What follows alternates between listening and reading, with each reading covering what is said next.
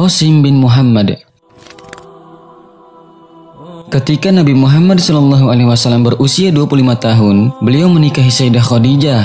Sementara Sayyidah Khadijah pada saat itu sudah berusia 40 tahun. Selama pernikahan ini, Nabi SAW tidak menikahi perempuan lain. Nama anak Rasulullah yang pertama ialah Sayyidina Qasim bin Muhammad. Anak tertua beliau ini hanya hidup selama beberapa waktu saja. Sayyidina Qasim meninggal pada 605 Masehi sebelum berusia 2 tahun dan dimakamkan di Jannatul Mu'alah, Mekah. Karena Sayyidina Qasim anak tertua, maka Rasulullah SAW menjulukinya dengan Abu Qasim. Adapun makna di balik nama Qasim ialah pemberi imbalan, yakni sebagai harapan bahwa kelak akan menjadi anak yang soleh dan panjang umur. Zainab binti Muhammad. Sayyidah Zainab binti Muhammad merupakan putri sulung dari Rasulullah SAW bersama Sayyidah Khadijah. Ia lahir pada 23 tahun sebelum Rasulullah SAW hijrah. Nama Zainab sendiri diambil dari bahasa Arab yang berarti indah dan wangi. Putri Nabi Muhammad ini mengalami sakit dan wafat pada usia 29 tahun. Ia dimakamkan di Jannatul Baqi, Madinah, Arab Saudi. Ruqayyah binti Muhammad. Nama anak Rasulullah berikutnya adalah Sayyidah Ruqayyah binti Muhammad. Ia lahir pada 7 tahun sebelum diutusnya kenabian dan 20 tahun sebelum Hijriah atau tahun 603 Mekah, yakni pada usia Nabi Muhammad SAW 33 tahun. Makna dari nama Ruqayyah sendiri ialah lembut. Ruqayyah juga memiliki gelar Zat al-Hijratain atau kelembutan.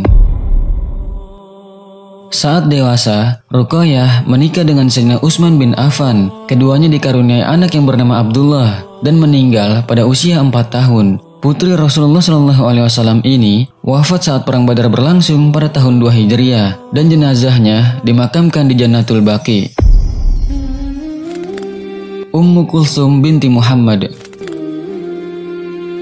Nama anak perempuan Rasulullah yang keempat yaitu Sayyidah Ummu Kulsum. Ia merupakan putri dari Nabi Muhammad dan Sayyidah Khadijah yang lahir pada 6 tahun sebelum diutusnya kenabian, 19 tahun Hijriah atau 604 Makkah, tepatnya saat Nabi SAW berumur 34 tahun.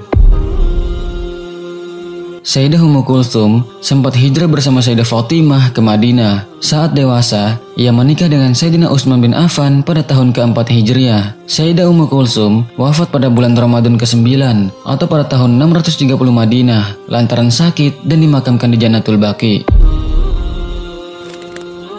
Fatimah Az-Zahra binti Muhammad.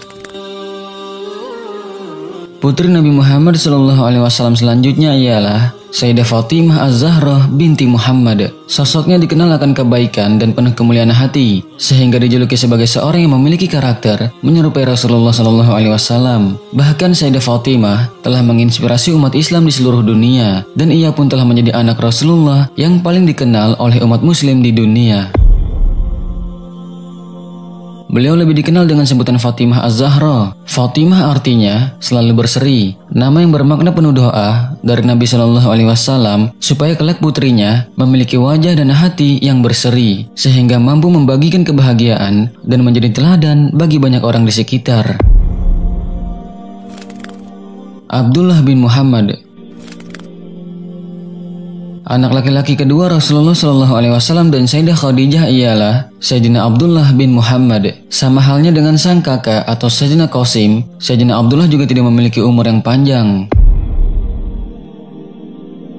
Putra Nabi Muhammad SAW ini wafat di usia yang masih kecil, sekitar tahun 615 Masehi. Kata Abdullah sendiri berasal dari bahasa Arab yang memiliki arti hamba Allah. Sayyidina Abdullah juga memiliki julukan Thayyib yang berarti baik dan Thahir yang artinya bersih atau murni. Hal ini merupakan harapan supaya kelak beliau menjadi orang yang suci akhlaknya.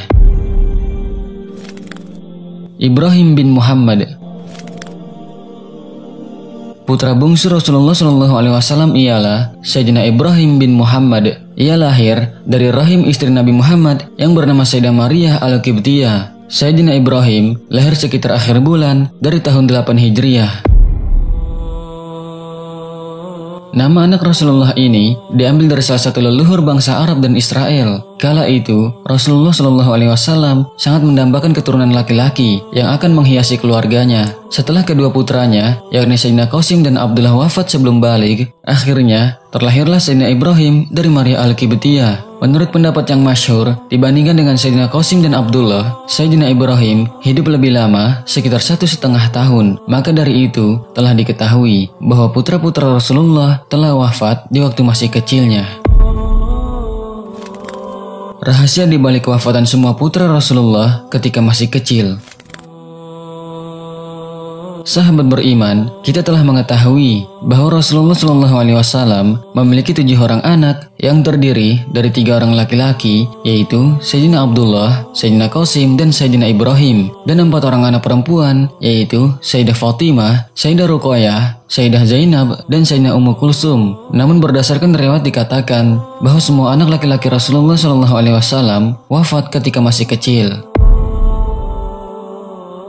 Hal ini tidak terlepas dari bukti bahwa Nabi Muhammad SAW adalah Nabi dan Rasul terakhir. Ini sebagaimana yang dijelaskan dalam sejumlah ayat dalam Al-Quran. Muhammad itu sekali-kali bukanlah bapak dari seorang laki-laki di antara kamu, tetapi dia adalah Rasulullah dan penutup nabi-nabi, dan adalah Allah Maha mengetahui segala sesuatu. Al-Quran Surat Al-Ahzab ayat 40. Juga di dalam ayat lainnya, Allah Subhanahu wa Ta'ala berfirman, Muhammad itu tidak lain hanyalah seorang Rasul. Sungguh telah berlalu sebelumnya beberapa orang Rasul. Al-Quran Surat Ali Imran ayat 144.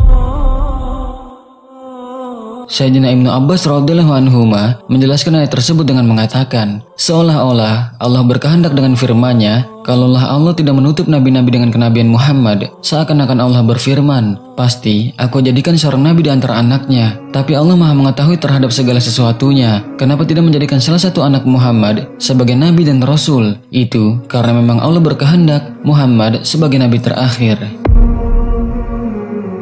Salah satu logika yang digunakan Sayyidina Ibnu Abbas adalah bukti sejarah yang menunjukkan bahwa 3 putra Rasulullah SAW wafat semuanya ketika masih kecil. Kalaulah putra beliau SAW hidup sampai dewasa, maka tidak mustahil di kemudian harinya orang akan ada yang mendewakan salah satunya dan mengangkatnya sebagai nabi. Tapi Allah mentakdirkannya tidak menjadikan seorang pun hidup sampai dewasa.